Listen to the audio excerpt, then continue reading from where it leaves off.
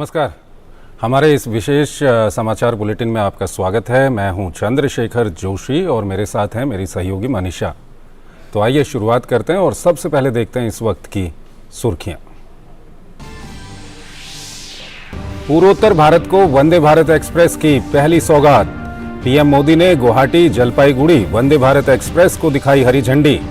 कहा, आज असम सहित पूरे नॉर्थ ईस्ट की रेल कनेक्टिविटी के लिए बहुत बड़ा दिन। पूर्वोत्तर के पर्यटन और सामाजिक आर्थिक विकास को मिलेगी समृद्धि। रेलवे से जुड़ी कुछ अन्य परियोजनाओं की भी हुई शुरुआत। इसरो के नाम एक और कीर्तिमान। श्रीहरिकोटा के सतीश धवन अंतरिक्ष केंद्र से लॉन्च हुआ नेविगेशन सैटेलाइट NVS-01। अमेरिकी ग्लोबल पोजिशनिंग सिस्टम GPS की तुलना में एक मजबूत विकल्प होगा तैयार। भारत और उसके आसपास करीब 1500 किलोमीटर के क्षेत्र में तात्कालिक स्थिति और समय संबंधी सेवाएं करेगा प्रदान। केंद्रीय गृह और सहकारिता मंत्री अमित शाह का आज से मणिपुर दौरा। गृह मंत्री राज्य की सुरक्षा स्थिति का आकलन करने और सामान्य स्थिति बहाल करने के लिए आगे के कदमों की योजना बनाने के लिए करेंगे कई दौर की सुरक्षा बैठक।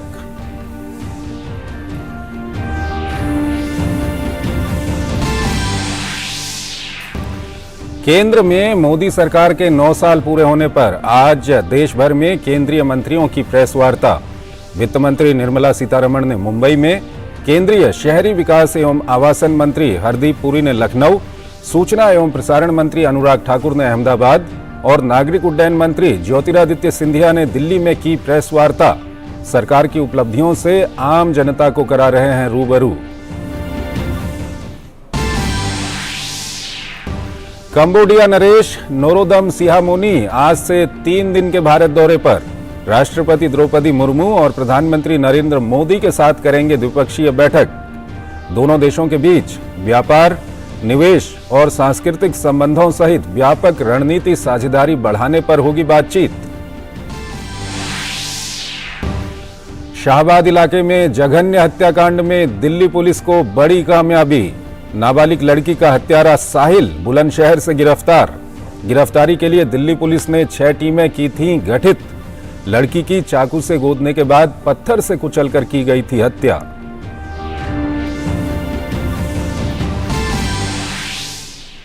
और चेन्नई सुपर किंग्स और Gujarat Titans Indian Premier League final में आज होंगे आमने सामने।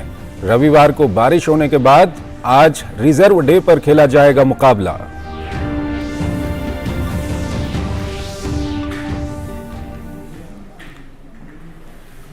और आइए अब खबरों को विस्तार से देखते हैं। प्रधानमंत्री नरेंद्र मोदी वीडियो कॉन्फ्रेंसिंग के माध्यम से असम की पहली वंदे भारत एक्सप्रेस ट्रेन को हरी झंडी दिखाकर रवाना कर चुके हैं। गुवाहाटी को न्यू जलपाईगुड़ी से जोड़ने वाली ये ट्रेन मात्र 5 घंटे 30 मिनट में अपना सफर तय करेगी। इससे पहले इस रूट पर सबसे तेज चलने वाली राजधानी एक्सप्रेस 6.5 घंटे में ये दूरी तय करती थी। इससे लोगों को सुविधाओं के साथ साथ समय की भी बचत होगी।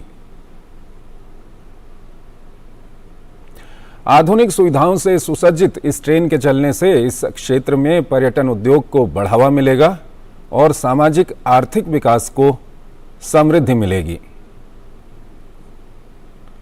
इस मौके पर पूर्वोत्तर भारत के विकास पर एक टेलीफिल्म का प्रदर्शन भी किया गया।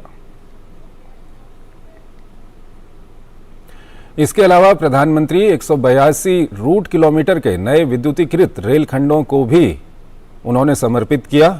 इनसे ट्रेनों को तेज गति से चलाने और ट्रेनों की यात्रा अवधि में कमी लाने के साथ प्रदूषण मुक्त परिवहन की सुविधा प्रदान करने में मदद मिलेगी।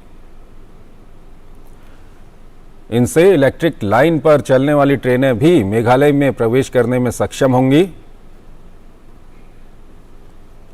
कार्यक्रम के दौरान प्रधानमंत्री असम के लुमडिंग में एक नवनिर्मित डेमू मेमू शेड का भी उद्घाटन कर चुके हैं। ये नई सुविधा इस क्षेत्र में परिचालित डेमू रेक की देखरेख करने में सहायक होगी, जिससे बेहतर परिचालन क्षमता हासिल होगी।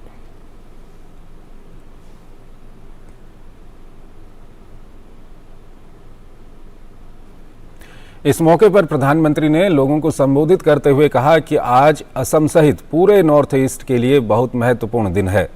नॉर्थ ईस्ट की कनेक्टिविटी से जुड़े 3 काम हो रहे हैं। नॉर्थ ईस्ट को पहली made in India Vande Bharat मिल रही है। दूसरा, ये पश्चिम बंगाल को जोड़ने वाली तीसरी वंदे भारत है और असम और मेघालय के लगभग 425 किलोमीटर ट्रैक पर विद्युतीकरण का काम पूरा हो गया है। आज असम सहित पूरे नॉर्थ ईस्ट की रेल कनेक्टिविटी के लिए एक बहुत बड़ा दिन है। आज नॉर्थ ईस्ट की कनेक्टिविटी से जुड़े 3 काम एक साथ हो रहे हैं। पहला, आज नॉर्थ ईस्ट को अपनी पहली made in India Vande Bharat express मिल रही है। दूसरा, ये पश्चिम बंगाल को जोड़ने वाली तीसरी वंदे भारत एक्सप्रेस है। दूसरा, असम और मेघालय के लगभग 425 किलोमीटर ट्रैक पर बिजलीकरण का काम पूरा हो गया है। तीसरा, लामडिंग में नवनिर्मित डेमू मेमू शेड का भी आज लोकार्पण हुआ है। मैं इन सभी प्रोजेक्ट्स के लिए असम, मेघालय सहित पूरे नॉर्थ ईस्ट और पश्चिम बंगाल के साथियों को बहुत बहुत बधाई देता हूं। प्रधानमंत्री ने कहा कि इस ट्रेन के चलने से दोनों राज्यों के बीच सदियों पुराने संबंध और मजबूत होंगे। उन्होंने कहा कि इससे दोनों राज्यों के छात्र छात्राओं को भी लाभ मिलेगा। गुवाहाटी जलपाईगुड़ी वंदे भारत एक्सप्रेस ट्रेन असम और पश्चिम बंगाल के बीच सदियों पुराने संबंधों को और मजबूत करेगी। इससे इस पूरे क्षेत्र में आना जाना और तेज हो जाएगा। इससे कॉलेज, यूनिवर्सिटी में पढ़ने वाले युवा साथियों को सुविधा होगी और सबसे अहम बात, इससे पर्यटन और व्यापार से बनने वाले रोजगार बढ़ेंगे। प्रधानमंत्री नरेंद्र मोदी द्वारा नॉर्थ ईस्ट की पहली वंदे भारत एक्सप्रेस को झंडी दिखाने पर रेल मंत्री अश्विनी वैष्णव ने कहा कि पूर्वोत्तर में पिछले 9 वर्षों में 1618 किलोमीटर के रेलवे ट्रैक बनाए गए हैं और 122 किलोमीटर टनल बनाई गई हैं। अश्विनी वैष्णव ने कहा कि प्रधानमंत्री के संकल्प से पूर्वोत्तर का बड़ा परिवर्तन हो रहा है। पिछले 9 वर्षों में 1618 किलोमीटर के नए रेलवे ट्रैक बनाए मोदी जी ने नॉर्थ ईस्ट में। 122 किलोमीटर लंबी तो सिर्फ टनल्स है। इतना मुश्किल काम ये कोई अगर कर सकता है तो मोदी जी का संकल्प, उस संकल्प से ही नॉर्थ ईस्ट का बड़ा परिवर्तन हो रहा है। साथियों, 452 फ्लाईओवर्स, अंडरपासेस, 59 स्टेशंस को वर्ल्ड क्लास बनाया जा रहा है। और गुवाहाटी के स्टेशन को जैसे जापान में स्टेशन होते हैं वैसा स्टेशन बनाएंगे, world class railway station. Manipur में हिंसा के बीच केंद्रीय गृह मंत्री अमित शाह का 3 दिवसीय दौरा आज से शुरू हो रहा है। गृह मंत्री अमित शाह 1 जून तक मणिपुर के दौरे पर रहेंगे। इस दौरान वो राज्य के हालात को लेकर अहम बैठकें करेंगे। मणिपुर में बीते दिनों हुई हिंसा के बाद से हालात काफी तनावपूर्ण बने हुए हैं। राज्य के कई हिस्सों में भड़की हिंसा में अब तक 40 उग्रवादी मारे गए हैं। गृह मंत्री अमित शाह आज शाम मणिपुर की राजधानी इम्फाल पहुंचेंगे। इस दौरान गृह मंत्री राज्य की स्थिति का आकलन करने और सामान्य हालात बहाल करने के लिए कई दौर की सुरक्षा बैठक करेंगे।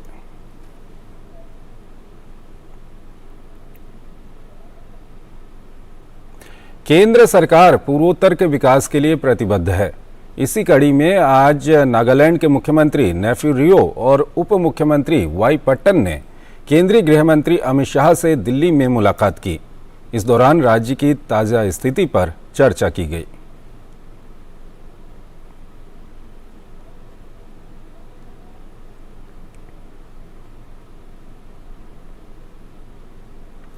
इसके अलावा मेघालय के मुख्यमंत्री कोनराड सांगमा ने भी केंद्रीय गृह मंत्री अमित शाह से मुलाकात की। मुलाकात के दौरान दोनों नेताओं ने मेघालय की ताजा स्थिति के साथ साथ राज्य में जारी विकास परियोजनाओं पर भी चर्चा की।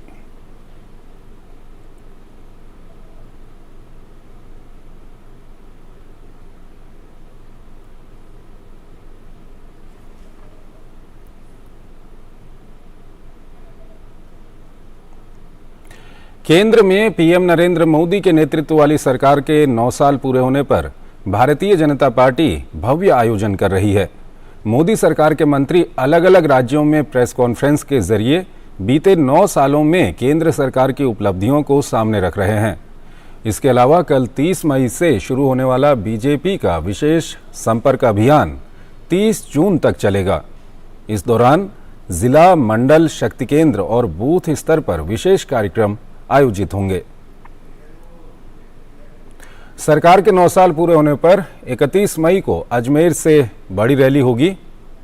इस अभियान का उद्देश्य मोदी सरकार की नीतियों और उपलब्धियों को जनता के बीच लेकर जाना है। इस दौरान देश भर में बीजेपी के वरिष्ठ नेता रैली को संबोधित करेंगे।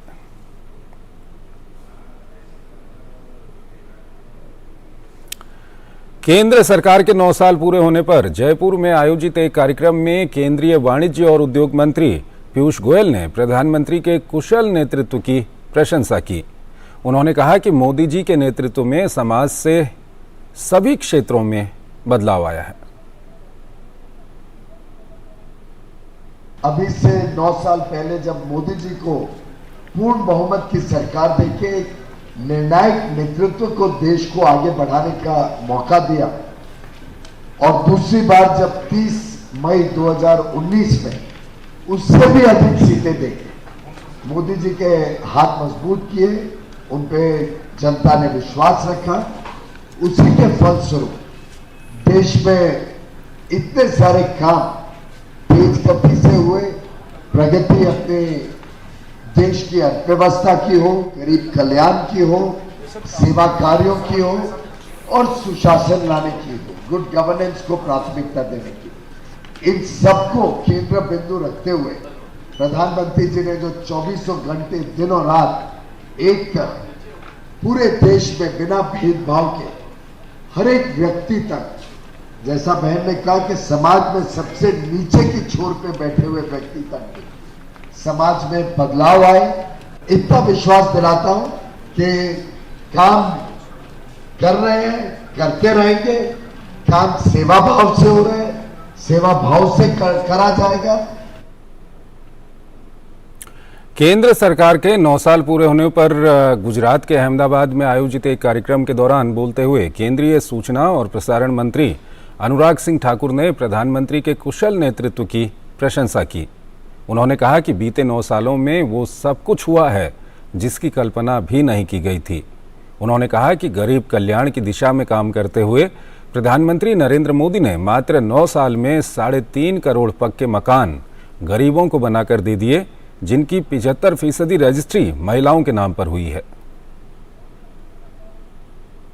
कभी सोचा ना था कि पक्का मकान मिलेगा, कभी सोचा ना था शौचालय मिलेगा, कभी सोचा ना था कि रसोई गैस के चूल्हे पर खाना बनाने को मिलेगा, कभी सोचा ना था नल से जल मिलेगा, कभी सोचा ना था बैंक का खाता खुलेगा, कभी सोचा ना था 5 लाख का मुफ्त इलाज मिलेगा, कभी सोचा ना था कि धारा 370 हटेगी, कभी सोचा ना था हवाई चप्पल वाले को हवाई यात्रा करने को मिलेगी, और जो कभी सोचा ना था कि भव्य राम मंदिर बनेगा, वो भी पूरा करके दिया है।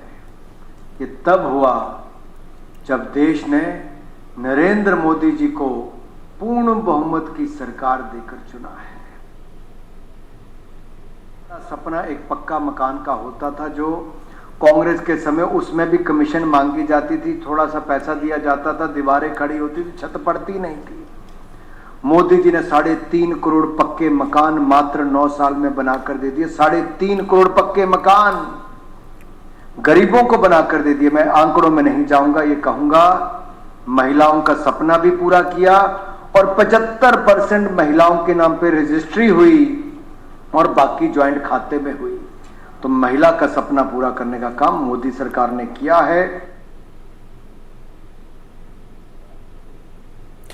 पीएलआई स्कीम को लेकर एक अच्छी खबर। सरकार के प्रमुख विनिर्माण क्षेत्र समर्थन कार्यक्रम उत्पादन से जुड़ी प्रोत्साहन योजना का आकार 1,97,000 करोड़ रुपए की प्रारंभिक प्रतिबद्धता के मुकाबले 2,05,000 करोड़ रुपए तक पहुंच गया है। ये और बढ़ सकता है क्योंकि कई और सेक्टर लाभ की मांग कर रहे हैं और प्रशासनिक मंत्री उनका समर्थन कर रहे हैं। फार्मा और अन्य उद्योगों में इस्तेमाल होने वाले बेसिक केमिकल्स को सपोर्ट मिल सकता है। प्रोत्साहन के लिए प्रतिस्पर्धा करने वाले अन्य क्षेत्रों में फर्नीचर, खिलौने, चमड़ा और जूते और साइकिल शामिल हैं। बता दें कि केंद्रीय बजट 2021-2022 में अगले 5 साल के लिए 13 प्रमुख क्षेत्रों के लिए उत्पादन से जुड़ी पीएलआई योजनाओं के लिए राष्ट्रीय विनिर्माण चैंपियन बनाने और देश के युवाओं के लिए रोजगार के अवसर सृजित करने के लिए 1,97,000 करोड़ रुपए के परिव्यय की घोषणा की गई थी। तभी से योजना में नए क्षेत्रों को जोड़ा गया है और उन क्षेत्रों में प्रोत्साहन का विस्तार किया गया है जहां पीएलआई पहले से ही काम कर रहे थे। अब इस योजना के लिए कुल कमिटमेंट 2,05,000 करोड़ रुपए तक पहुंच गया है। एक रिपोर्ट के मुताबिक पीएलआई योजना अपने तीसरे वर्ष में है। हालांकि सरकार को नियमित तौर पर पीएलआई में नए उत्पादों को शामिल करने के लिए कहा जाता है। बता दें कि पीएलआई योजनाएं आत्मनिर्भर भारत के लक्ष्य को प्राप्त करने के लिए सरकार की कोशिश है।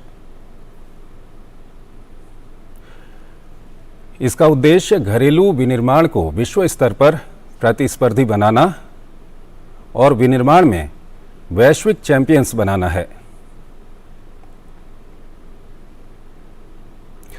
योजनाओं के पीछे की रणनीति आधार वर्ष के दौरान भारत में निर्मित उत्पादों से वृद्धिशील बिक्री पर कंपनियों को प्रोत्साहन देने की पेशकश करना है।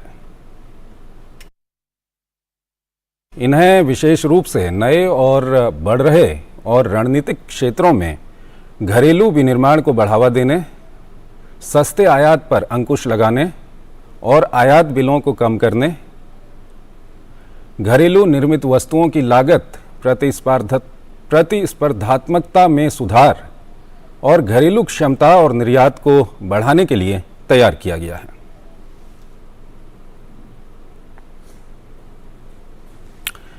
भारत समेत दुनिया भर में स्टार्टअप अभी फंडिंग की समस्या से जूझ रहे हैं। इस बीच भारत में स्टार्टअप को इस मोर्चे पर अच्छी खबर मिली है।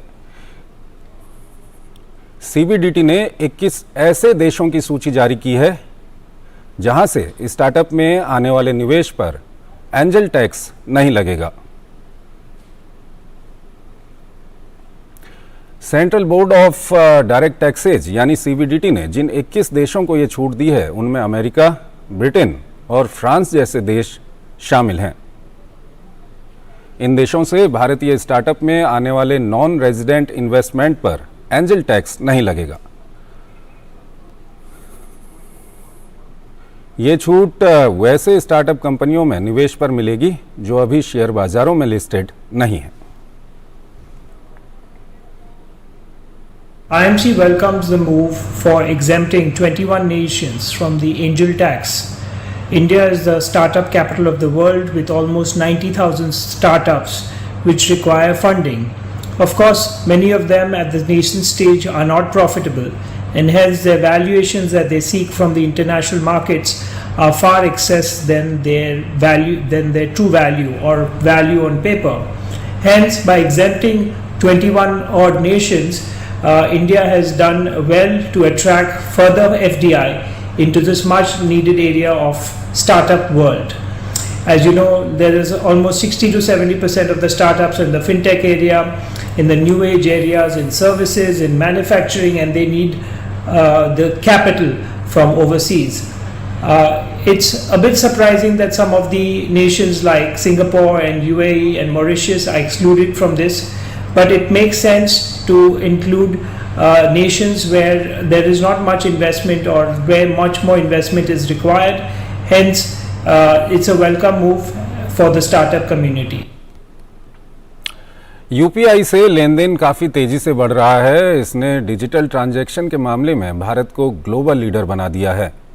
पीडब्ल्यूसी इंडिया की एक रिपोर्ट के हवाले से बताया गया है कि वित्त वर्ष 2026-2027 तक प्रतिदिन 1 अरब यूपीआई लेन देन होंगे और कुल डिजिटल भुगतान में इसका हिस्सा बढ़कर 90% हो जाएगा। पीडब्ल्यूसी इंडिया ने अपनी ताज़ा report the Indian payments handbook 2022 से 2027 में ये अनुमान जाहिर किया है। रिपोर्ट के अनुसार डिजिटल भुगतान में क्रांति लाने वाले यूपीआई की वित्त वर्ष 2022-2023 के दौरान खुदरा लेन देन में हिस्सेदारी 75% रही। रिपोर्ट में कहा गया है कि अगले 3 साल में खुदरा डिजिटल भुगतान में यूपीआई की हिस्सेदारी बढ़कर 90% पर पहुंच जाएगी। रिपोर्ट में यह भी दावा किया गया है कि मात्रा के लिहाज से भारतीय डिजिटल भुगतान बाजार सालाना 50% की दर से बढ़ रहा है। वित्त वर्ष 2022-2023 के दौरान यूपीआई से 103 अरब लेन देन किए गए, जो वित्त वर्ष 2026-27 तक बढ़कर 411 अरब पर पहुंच जाएंगे। इस तरह देखें तो इसका मतलब हुआ कि 3 साल बाद यूपीआई से हर रोज 1 अरब से ज्यादा लेन देन होंगे।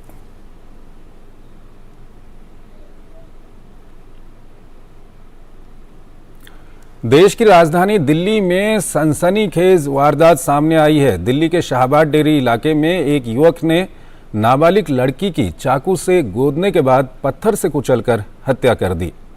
पुलिस ने आरोपी युवक साहिल को बुलंदशहर से गिरफ्तार किया। शुरुआती जानकारी मिली है कि आरोपी साहिल और लड़की के बीच कहासुनी होती है। इसके बाद आरोपी साहिल लड़की को गली में रोक लेता है।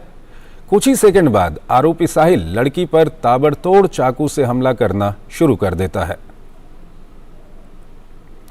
चाकू से ताबड़तोड़ हमले के बाद एक बड़े पत्थर से मारकर उसकी जघन्य हत्या कर देता है। गौरतलब है कि आरोपी साहिल फ्रिज और एसी रिपेयरिंग का काम करता था।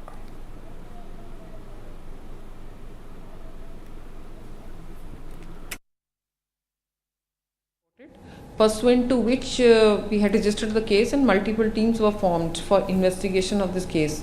Of course, it is a very heinous and very sad case that we have come across. So all-out efforts were being made to further the investigation. So during the course of investigation, we identified the accused, and then multiple teams were formed, and the accused was traced and in Bulandshahr. So one of our team has arrested him, and further investigations in progress. इतनी हिम्मत की वो आदमी जाए, वो इसीलिए हो पाती है कि उसको ना तो पुलिस का डर है और ना ही लोगों का डर है, और वो ये सोच पाता है कि वो स्कॉट फ्री बच जाएगा। कहीं ना कहीं समाज में ना सोच में बहुत कमी आ रही है, और उसके ऊपर काम करना बहुत ज़रूरी है। शिक्षा की बात नहीं है, कोई भी अशिक्षित व्यक्ति भी इतना क्रूअल नहीं हो सकता कि किसी व्यक्ति को इतनी निर्मम हत्या कर दे। लोगों में इतना कैसे सहन हो सकता है कि वो एक लड़की को पिटते देख लें। आजकल की जो समाज की स्थिति है बहुत सोचने वाली है, परिवारों में भी सोचने वाली है कि लड़कों को कैसा पाला जाए कि ऐसे लड़के ना बन के आए जो बाहर लड़कियों को सरेआम कत्ल कर दे। आज संयुक्त राष्ट्र शांति सेना की 75वीं वर्षगांठ है। सेना प्रमुख जनरल मनोज पांडे ने आज संयुक्त राष्ट्र शांति सैनिक दिवस पर संघर्ष क्षेत्रों में शहीद हुए भारतीय सैनिकों को सम्मानित किया। कांगो से लाइबेरिया से लेकर दक्षिण सूडान तक भारत ने 51 से अधिक संयुक्त राष्ट्र शांति मिशनों में शांति सैनिकों के रूप में 3 लाख से अधिक सैनिकों को तैनात किया है।